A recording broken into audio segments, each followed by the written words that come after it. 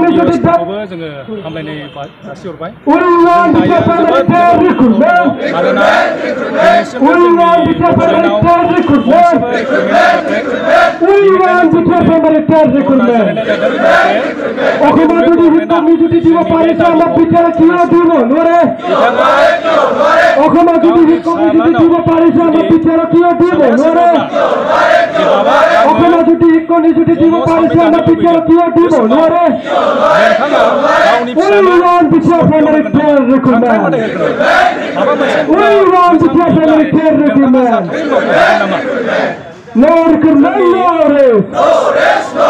जोंनि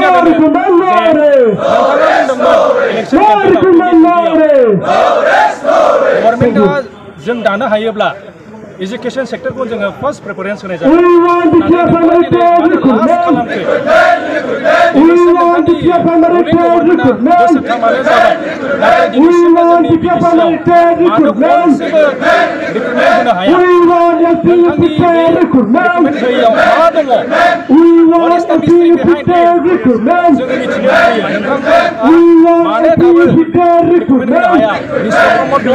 Mr. Demari, Mr.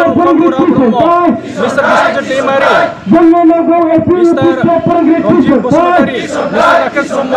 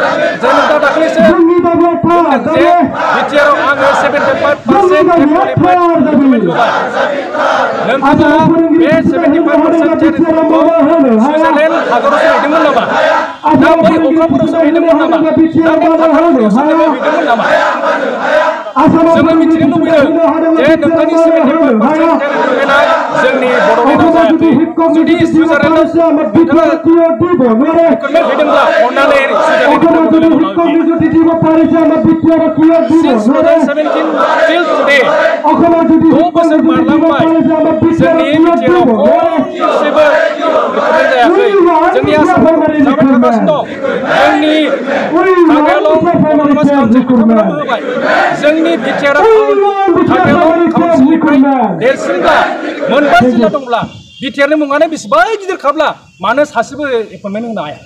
बेनि सिङाव मा आन्दोआव मा दंबाय what is the mystery behind it जों मिथिनो लुबैयो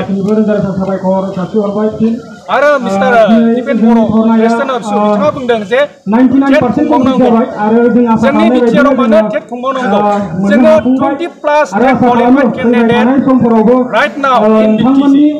BTR जोङो 20,000 नि बांसिन टेट क्वालिफाइड जाबाय सिन्स 1921-23 अब्ला बिथाङा बबे डाटाजों बबे मेगनजों बबे रावजों मानो टेट खुंबावनांगौ होननानै बुंदों जोंनि फरायसालिया सानफ्रोमबो थैलांनो हमबाय जोंनि फरायसालिया पास जानो थांगासिनो दं जोंनि फरायसालिफोरा जिर' टिचार जागासिनो दं सिंगल टिचार जागासिनो दं जोंनि बर' फरायसाफ्रा दिनै गोग्गो सोलोंथाइनि खोथा बिथांमोना बुंखायो नाथाय गोग्गो सोलोंथाइनि गुबै ओंथिखौ बिथांमोना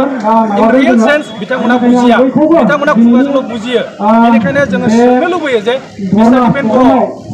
प्रेसिडेन्ट अफ एबसु नोंथाङा मानो टेट खुंनो लुबैदों खुङोब्ला हाई स्कुलनि खुं आरो हाई सेकेन्डारिनि खुं बाट नट LP एन्ड एमइ स्कुल लास्टआव आङो मिस्टार बर' आरो मिस्टार राजु नार्जारिनाव सोंनो लुबैदों जे नोंथांमोना जोंनि बड'लेण्डआव थानाय टेट क्वालिफाइडफोरनि साबि साख्रि होनानै साबि बेखौ नोंथाङा सुइजारलेण्डआव दोनखुमाहैदों नामा जुदि नोंथाङा बे साख्रि होनाय साबिफोरखौहाय दोनबा सुइजारलेण्डआव अननानै लाबोफिन आरो जोंनि बिटिसिआव थाबैनो बे भुटानावनो एडभार्टाइजमेन्टखौ होनांगौ बे जोंनि लिगेल डिमान्ड आरो जों नोंथांखौ खावलायो मानोना प्रमद बर' CM बिटिआर जों गले गले नोंथांखौ गुरैयै खावलायो नोंथाङा थाबैनो जोंनि बिटिसिआवहाय एसे जाबाय नोंथाङा मिथिखाबाय मानो होनबा डक्टर रनेश बर'आ अलरेडि बुंखाबाय जों गासिबो मिथिजोबगौ जेराव नोंथाङा बे अक्ट'बर दानावनो